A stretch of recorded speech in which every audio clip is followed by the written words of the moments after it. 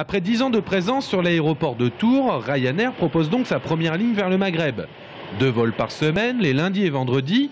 Départ à 7h25 de Tours, arrivée au Maroc à 11h55 heure locale. 25 minutes plus tard, l'avion fait le chemin inverse. La ligne sera ouverte à partir du 26 avril jusqu'à fin octobre, au top de la rentabilité pour la compagnie irlandaise.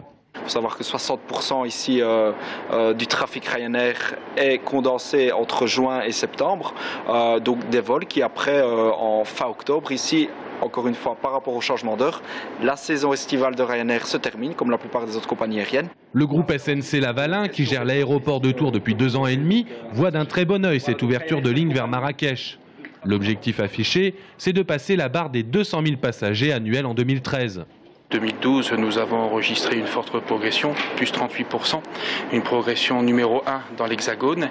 Et l'année 2013 s'annonce plutôt bien avec l'annonce et l'ouverture du Marrakech par la compagnie Ryanair. L'an passé, l'aéroport de Tours avait proposé un vol vers le Maghreb avec la compagnie Aigle Azur. C'était Alger. Un fiasco de 31 places pour 120 places disponibles. Il y a déjà des réservations sur le Maroc avec la force de frappe que représente le réseau de Ryanair.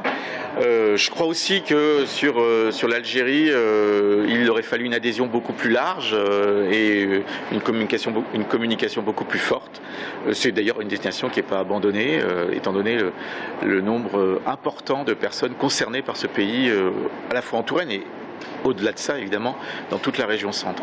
Si le taux de remplissage est satisfaisant sur la ligne Tours-Marrakech, Ryanair n'exclut pas d'en faire un vol régulier.